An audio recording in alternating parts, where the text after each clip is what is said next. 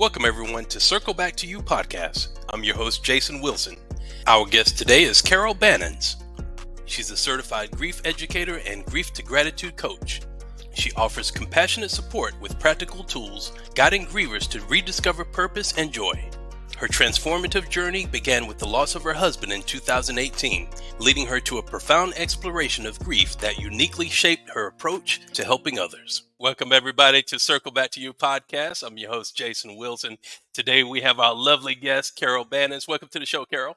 Thanks so much, Jason. It's so nice to be back. Great to have you as always. Happy Friday, everybody. Hope you had a wonderful week. Have a wonderful weekend ahead as well. Today we're going to be talking about redefining yourself, rebuilding self-identity after loss. Carol, I saw a great podcast interview with one of my favorite podcast hosts. His name is Shannon Sharp, and the show is called Club Shay Shay. So he had a guest on his show, Dion Cole. He's a famous comedian, and he was talking about the loss of his mom. I can relate to this because I lost my mom in 2014, and she was my best friend. So he was also talking about how close his relationship with his mom was. She was also his best friend. And he said that when she died, the series of women that he dated after that, he basically judged them unfairly, comparing them to his mom. I don't think that we do this on a conscious level. It's done on a subconscious level. You know, I think every guy that loves his mom, subconsciously, he wants to find somebody that reminds him of her.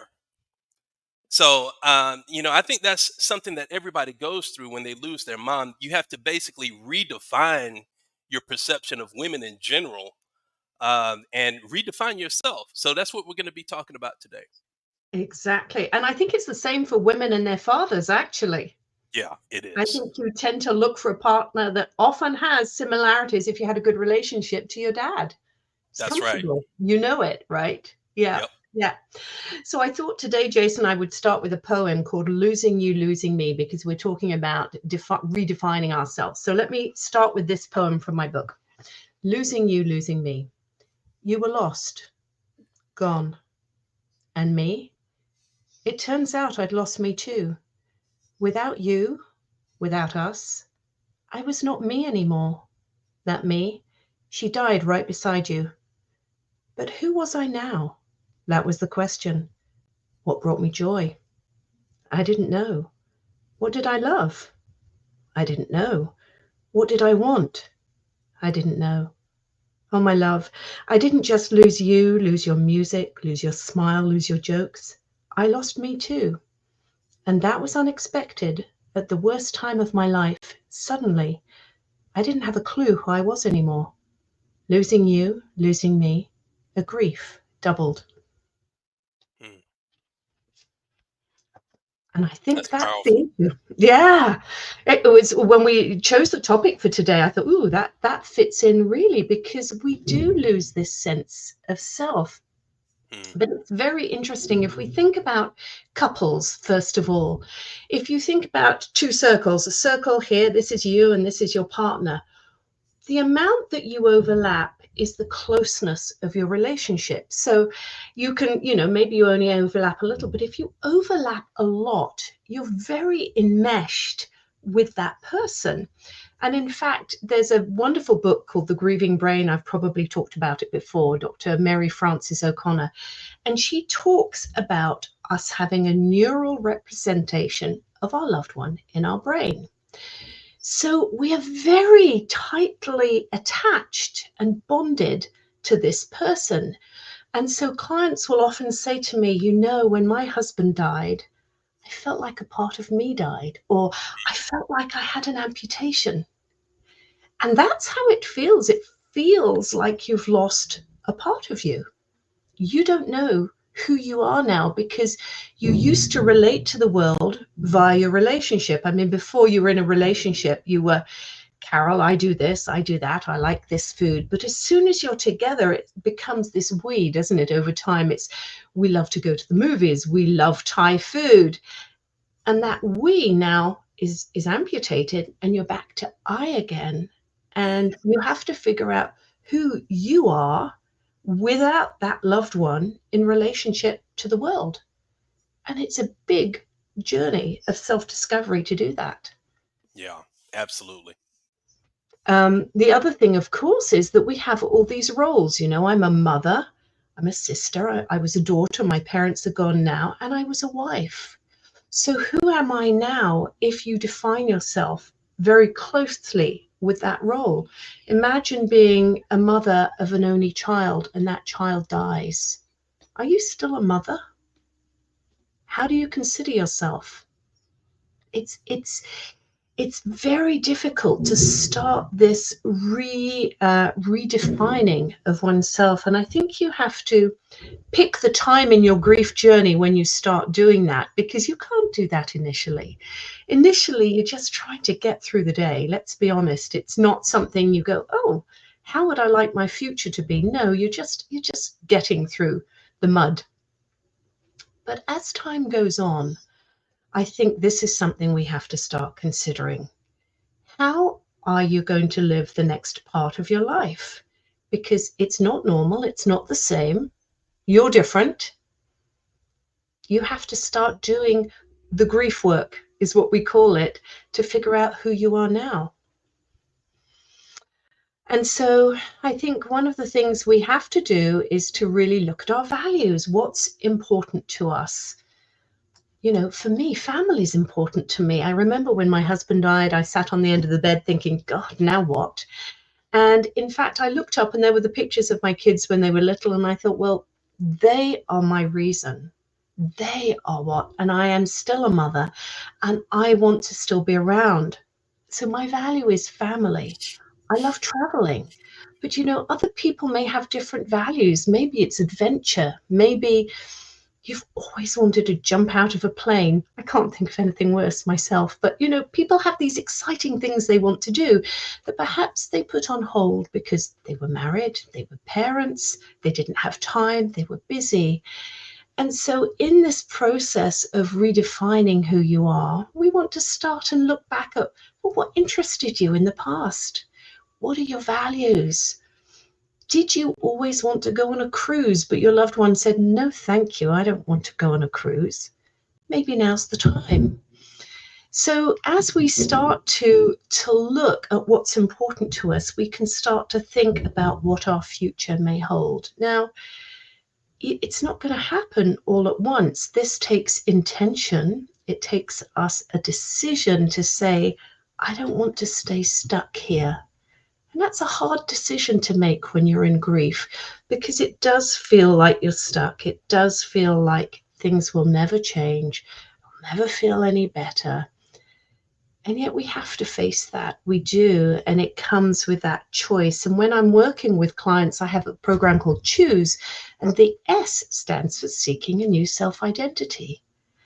That's what we work on. And we have to work at all the different aspects of your life. What would you like your body to be like? Do you want to make any changes? Do you want to be fitter? Do you want to lose weight? Do you want to eat more healthily? Do you want to go back to work? Do you want to volunteer? What is it that appeals to you now? And I know people in early grief are going to say nothing appeals to me now. I do. I know. I get it. And it does take time, but it takes support to start thinking about these different things. And I thought it was really interesting. You said that about this person talking about sort of looking at women in relationship to how they had a relationship with their mother. And, that is our very first relationship, isn't it? We have an attachment to our mother because initially as a baby it's through touch, and then we hear mummy, she goes away, but she comes back, and then we get used to as toddlers that even if we can't see her, we can maybe hear her, and then she comes back. And even then, by that time, we know that even if we can't see her, she will always come back.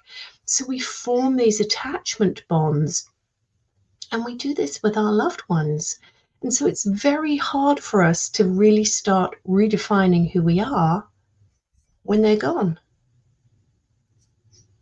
Yes, absolutely. I found out that, I had to redefine who I was as well. She was my best friend, my mom. And I could always go to her and talk about anything that was personal on a level that you would with a best friend. So we had Yeah. a unique relationship like that. And you know what? She did the same thing with me. She would talk to me about her personal situations as well. So when that's gone, who's your best friend now? Yeah. You have to figure that out. So when you had to go on that process of redefining yourself, what did you do? What helped you? I think it was putting all my energy into helping other people. Mm, At the yes. time, that was cathartic. It helped me a lot. I had a speed dating company at the time, Oh, so did you? yeah, yeah. So I put all my energy and focus into that, and that helped a lot. Man of many talents. I did not know that. But Yeah, it is interesting, isn't it? Yeah, volunteering and helping others can be a really profound way toward healing, I think, because yeah, we know that when we help others, you're helping them, obviously, but it helps you. It really helps you. And again, it depends where you are in your grief journey. I remember when I started to do volunteering at our church, it gave me a lot of joy actually to be helping others and doing this, whether it was the mindfulness class that I held or helping at the church bazaar. That was redefining who Carol is now. I was used to going to my late husband was a jazz pianist, so I would be involved in music multiple times a week. That was gone. So mhm, who was Carol once Brian was gone? And we have to really sit with this. And if you can, you think of it as an opportunity to create your next chapter. right. And I know that it might not be what you wanted, especially if you are, if you've lost somebody very young or a child. I have not had that happen. And I think that must be a very difficult way to move forwards, particularly if it's your only child. But if you have another child, you are still a mother to that child, and you have to remember that, but figure out how are you going to move forwards. And I think part of moving forwards, the challenging part is people or clients sometimes feel guilty. They think, Mm, if I go in a forward direction, then I'm forgetting my loved one, I'm dishonoring my loved one. And I would say that's not true. As I said, your loved one's encoded in your brain, so they're always with you. The memories are always in your heart, and they are not alive. We can't change that no matter how much we want to. And so we do have to think we don't want to die alongside them. We don't want to lose our life. I think it was Mary Oliver said, "What are you going to do with your one wild, precious life?" I think that's right. I'm mhm, not sure, but it doesn't seem precious in grief, and yet it is. And we have to come to that acceptance that what has happened, and then make a choice. Am I staying here or am I moving forward? And how am I going to move forward? And don't feel guilty about moving forward, because your loved one is with you spiritually, is within your heart, within your brain. And it's a shame when we're privileged to have this life left, and it's finite, we all know that, to yeah. not live it. So we have to in a way, it's a choice of how we're going to live the life we have left to the fullest we can. I'm not saying it's easy, by the way, for anybody listening. It isn't. It takes a lot of work, and it takes courage, I think. It takes courage, and I think one of the things that helps is asking yourself, would my mother or whoever it is that you lost want you to be happy, Yeah, or would they want you to continue into depression and anxiety and everything else that comes along with grief? yeah, I think the answer is they would want you to be happy. So try to, I guess, honor that person's memory with yeah. your happiness. I think so. I think so. I just read a post on Facebook yesterday.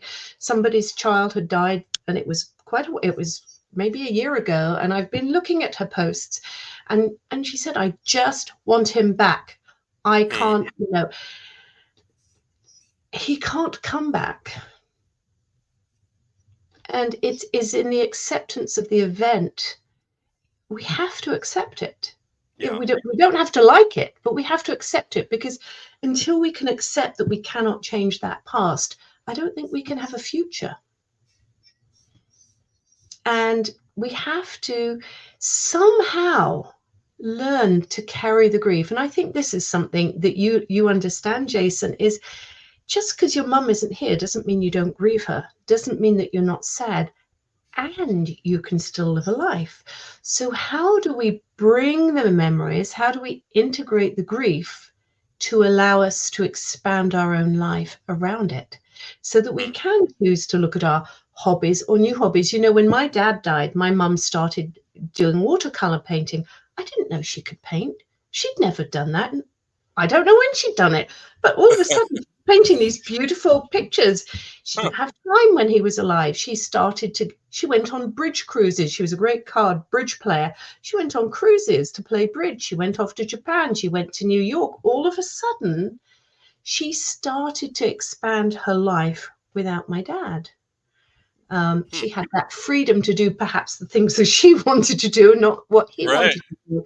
So, you know, it's an opportunity to create your next chapter in perhaps the way you want. Now, you know, losing your self-identity, it's very destabilizing initially to sit there and think, I don't know who I am without that person. Can be Mhm. quite frightening. It's, you know, you lose your sense of security perhaps because, as you said, your mum was your best friend. She's who you would go to when you needed to talk. Well, usually if it's a partner, that's the same thing, right? The one person you would want to talk to is the one person who's not there, Right. and you feel like you don't have that support. And so you want to just be open to the possibility. I think have an intention to grow, to live life. I think that's what we have to do. Absolutely. And like you said, we're all born as creators in God's image. We all have something that we can create. Yeah. I think that spirituality is a big part of this, with that transition from losing that person to rediscovering who you are. So like you said with your mom, you had no idea that she could No, watercolor paint. no. So And yeah, you know, for myself, I didn't know I could write poetry. I would never have written poetry. really, No, wow. no. So if you are open to it, I think that grief can peel away layers and expose things that perhaps were buried, that were always there, that never had the opportunity to come out. Now, Hmm. I'm not saying, of course, I would rather have Brian here. Of course, of course, of course. That being said, he's not. And I'm comfortable with saying he's not at this point. And I wouldn't be sitting here talking to you if he was still here. I wouldn't be doing podcasts. I wouldn't have written a book. I wouldn't have opted out of my 38-year career as a physical therapist to become a grief coach and a grief educator. Right. I feel like I've had growth through my grief. Now, not everybody will. That's okay. But the way you grow, the way you redefine yourself can be in little bits. It can be just making that decision you want to be closer to your family and spend more time with them. It can be deciding to downsize.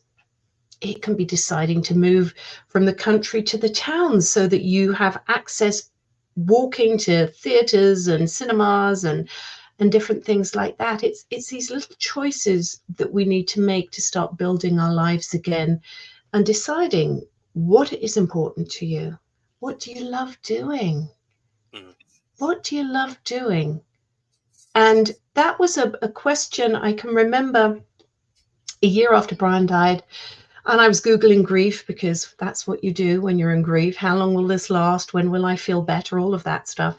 And it said, write 10 things down that bring you joy. And I can remember sitting there thinking, oh God, nothing brings me joy.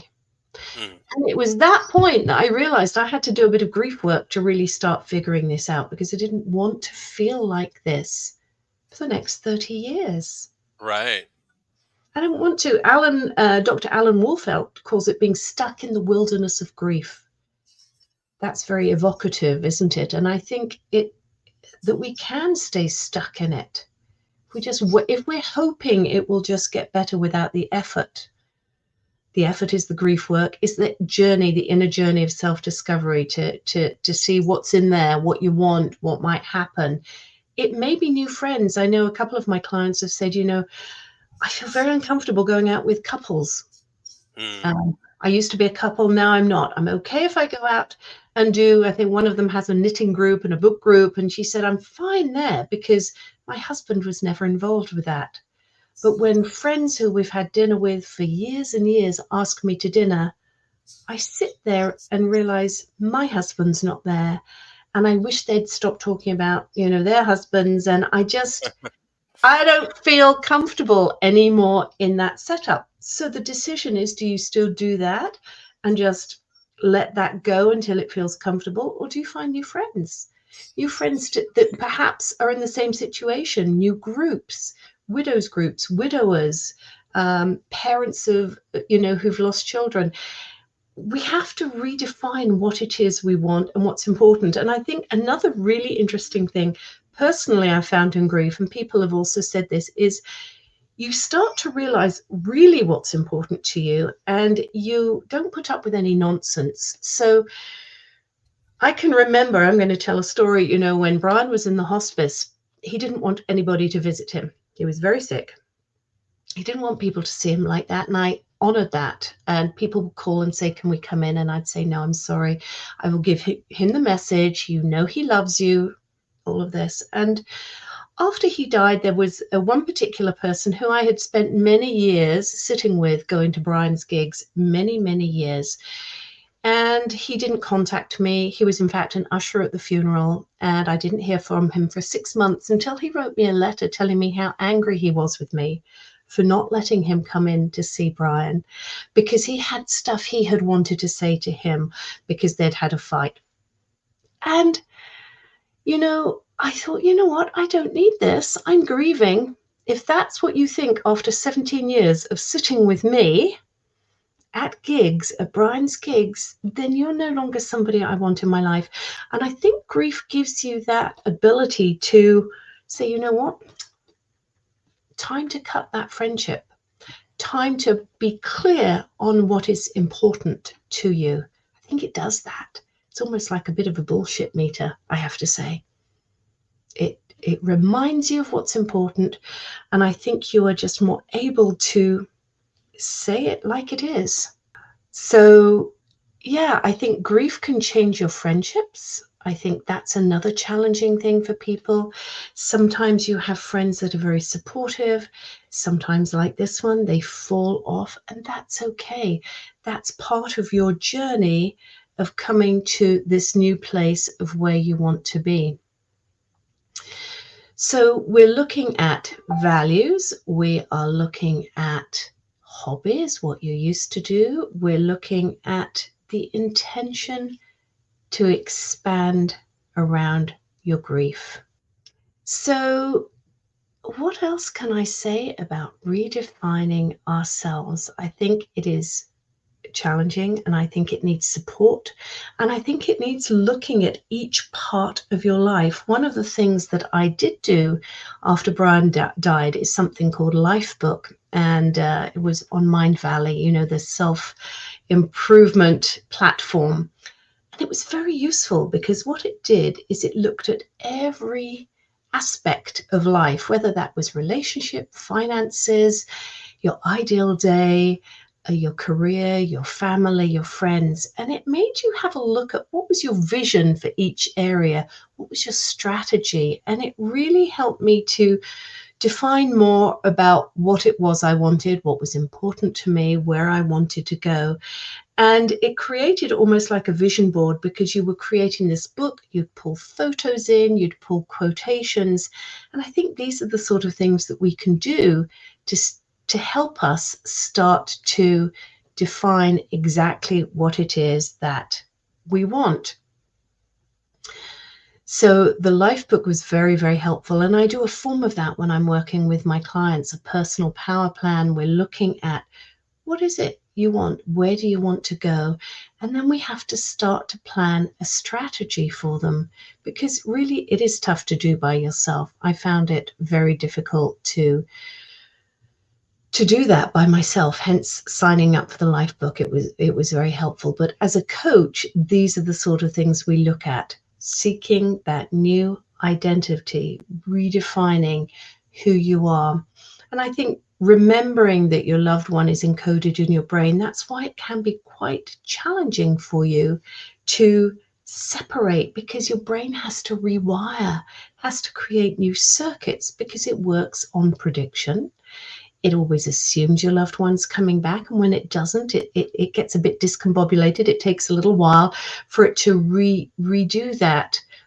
My background is a physiotherapist, and sometimes people would come in and they may have had an amputation. Let's say they've had their hand amputated, and they would say, well, but I can still feel my thumb. That is because there is a brain map of every part of us in our brain, just like we have this brain map of our loved ones. And so when we say it feels like a part of me is amputated, that seems to sit very well, doesn't it? It really does feel like that part has gone. So anyway, so that's what I would say about redefining yourself. I think it's a choice. I think we look at values. I think we have to look at support. We have to look at encouragement, figure out what's important to us, and then be open to the possibility that life can have meaning and joy without your loved one. Integrate that grief so that you sort of bring the loved one along with you, but expand your life around everything. That's what I would say. Wonderful. Carol, tell us about your coaching. How does it work? Yeah, so I do one-on-one coaching with people because I think everybody's grief is so individual. I personally didn't want to go to a grief group when I was grieving because I knew I'd absorb everyone's grief. So I do one-on-one coaching, and I have a 90-day program called Choose Living Life After Loss. And in it, we go through the 6 steps of choose. It's kind of the umbrella acronym. So C is choose to give yourself permission to grieve, because we often don't. H is honoring your loved one and their legacy. O is openly mourn. The next O is open to acceptance, which we talked about, and gratitude. S, seeking a new self-identity. And E, embracing the future. These are the things I found when I was grieving that I needed to consider. And so they're the things that I work with my clients one-on-one. And we take it wherever they are. I find it interesting, people would say, well, do you take people at 1 year, 6 months? And the thing about grief is everybody's different. It doesn't matter. I had somebody at 5 weeks. I've got somebody who's at a year who was in tears, who could have been at 5 weeks just looking at her. So everybody's so different. It doesn't really matter when we take them. It's how do you support somebody on their journey? How do you give them the knowledge so they know what's normal and not normal? Because I think the more we understand it, the better we are able to cope with it. So as a grief coach, my job is to encourage, perhaps change the perception, reframe things so that people can go, oh, I didn't see it like that. Or how can we give little tools, meditations, journal prompts to help get those emotions out and start moving forwards with grief? So that's what I do with people. You can go to my website, which of course is under my name, and on there are all my socials: LinkedIn, Facebook, Instagram, YouTube. Please go and subscribe, watch some of the videos, and of course my book, which is available on Amazon, Kintsugi Your Heart. I'm just going to hold it up. There we go, Kintsugi Your Heart, The Art of Living with Grief. But from my website, you can just email me and do that. Oh, and I have a grief cafe, online grief cafe, which is a free online cafe once a month on the first Thursday of every month. Please come. You're welcome to come. And the sign up is again on my website. And it's just a place that's safe to discuss grief. It's a safe place where I can serve you. You can ask questions. As long as you're grieving somebody, you're welcome. Carol, thank you so much for being on the show again. Everybody needs to hear this.